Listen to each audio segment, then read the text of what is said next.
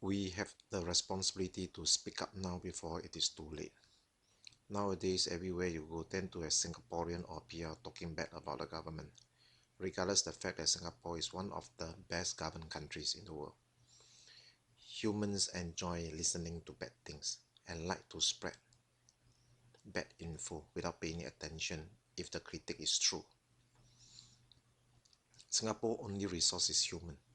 Naturally, each of us will feel the stress of work. When we are stressful, watch out. We will be easily instigated to believe in easily.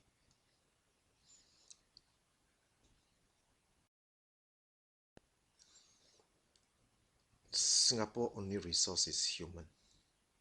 If we have oil below, we can sit down and relax and let Shell extracts the oil for us and pay loyalty for each barrel extracted.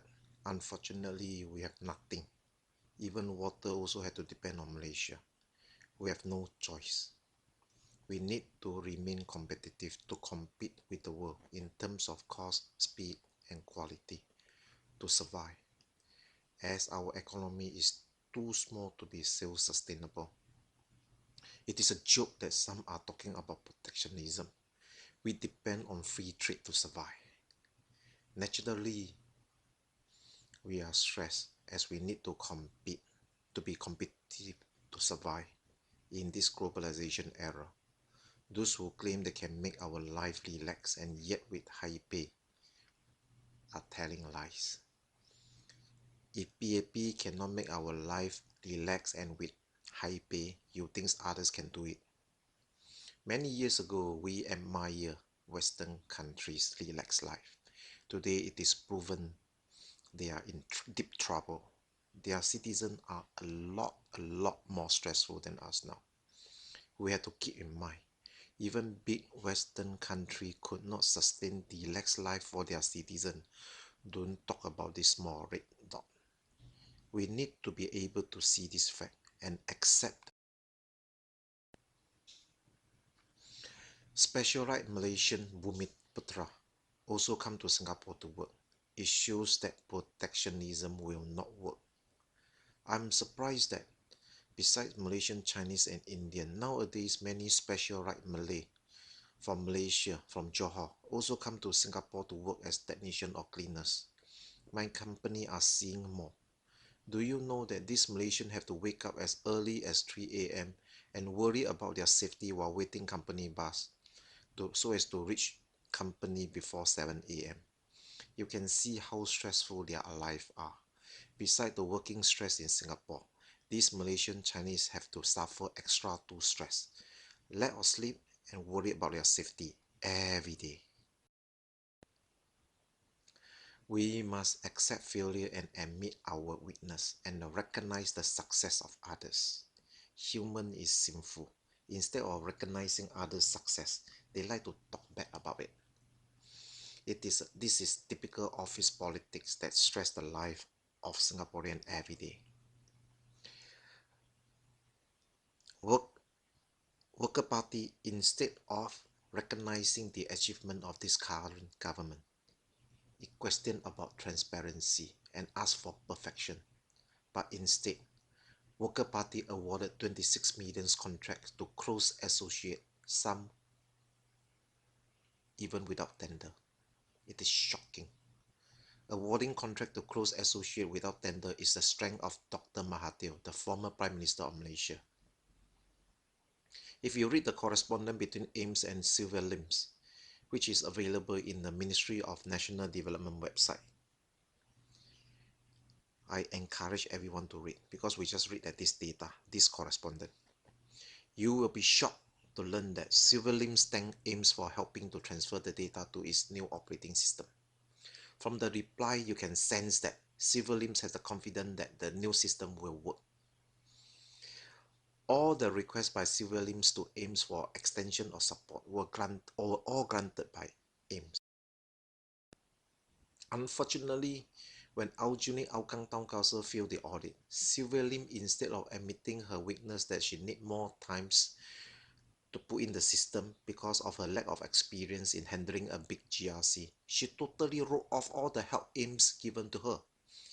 And she put the blame totally on AIMS.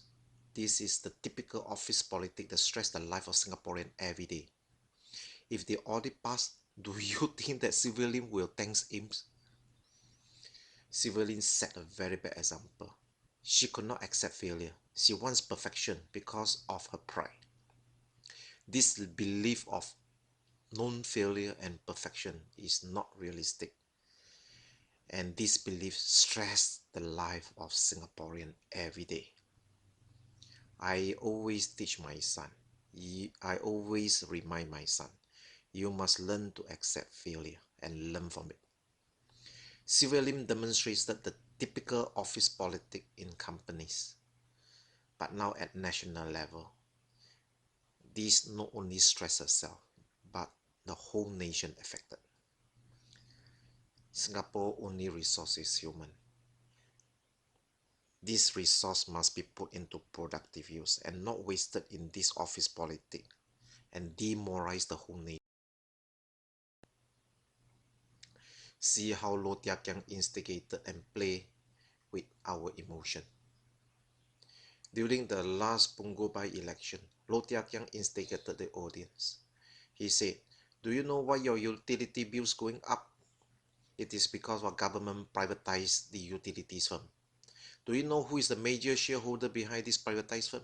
It is Temasek Holding. Government want to earn your money. The whole crowd was instigated and lost the ability to judge. The fact is, government money and Temasek Holding money belongs to Singaporean. When government is in debt, it means Singaporeans are in debt. Of course, the privatized firm must be making money. If not, who wants to buy at high premium? You also don't want to buy it. Do you know when a state-owned firm was listed, how much money government had earned from Singaporean for Singaporean? These privatized firms will not make money forever. Remember, this privatized firm will not make money forever. When it is losing money and need money for expansion, at that time we'll say, luckily Temasek Holding is the major shareholder, because it will instruct right issue. When right issue was instructed, all the foreign and local investor have to come out money for us when we need them. If not, their share will be diluted. This privatization approach is a brilliant and it minimizes Singapore risk exposure. Low Tia Kiang is a veteran politician. Do you believe he does not understand the above? His intention.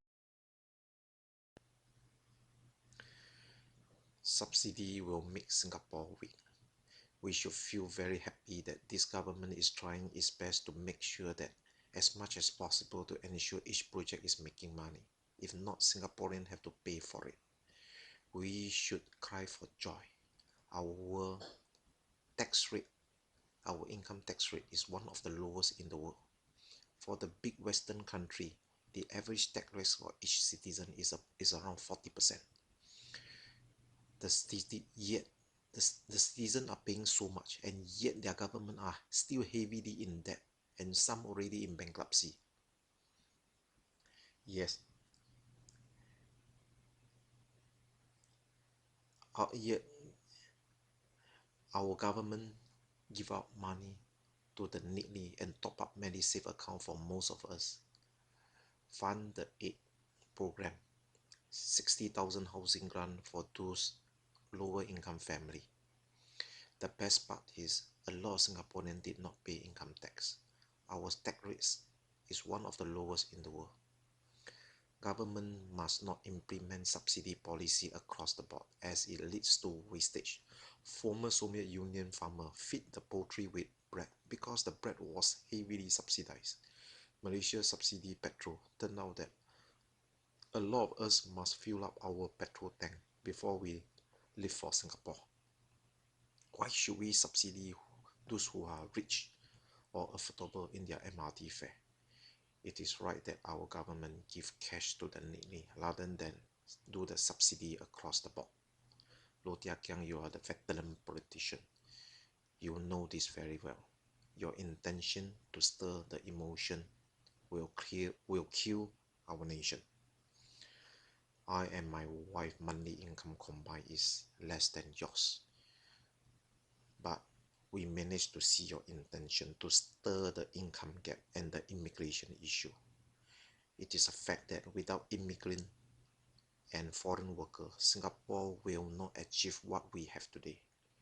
Immigrants or foreign workers are here to help us in a win-win manner. We need them, and they also. The first major weakness of this PAP government. This PAP government's only concentrate in working, and it overlooks most Singaporeans are numbs now. No matter how big investment the government brought in, most do not feel it or appreciate the difficulty and the global competition faced to bring this investment in. Numbness is dangerous. Numbness is dangerous. We must bring back our sensitivity now.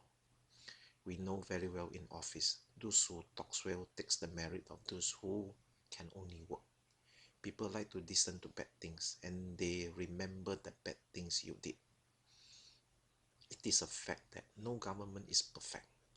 Even if the government did excellently for 90%, but not so well for the other 10%, the evil will just focus on this 10% and did not tell the full picture. The listener will believe immediately, especially when their emotion was stirred. I know you don't want to waste resource in office politics, but remember, people like to listen to office politics and believe in it. PAP government, you must not only work, you must focus on talking now. You must point out the bad intention of the evil to stir the emotion. The second major weakness of this PAP government. I would like to remind this government that you should not act hero or holy to let the media publish and write whatever they want. My wife and me have written many letters to Straits Times Forum. In fact, what we are sharing now have been written in but rejected. I believe this is shocking to you to learn this. We have no choice but to go to social media now. I know you try to bring openness in the media, but remember, no matter what you do, people will say you control the media. And it's also a fact that all government in the world control the media. US not only control media, you also read all our private email. Our media must align the public to see the right path and align them to follow the right path. It is totally wrong that the media to be emotional as the public to gain audience or the revenue. Remember, once the leaders are aligned to wrong mindset, it is very difficult to realign. It is like drugs addicts. Once they are exposed to drugs, the chance of recovering is slim, even though he realized later drugs is dead. We should bring in professional as much as we can to meet our Singapore need. For those foreign professionals who come to Singapore to work, it is a gain to Singapore. Do you know that how much money their government has spent for their primary and secondary or even university education? And how much effort their parents spent to train them and bring them up? We did nothing. We just bring the cream in. We just bring them in a win-win manner. Of course, it is a fact that not all foreign professionals are excellent, but let's focus on the 80% and not focus on the 10 or 20% and make big fuss about it. We are not charity. Those foreign professionals who cannot perform to meet our expectation will not last long in Singapore. It's a fact.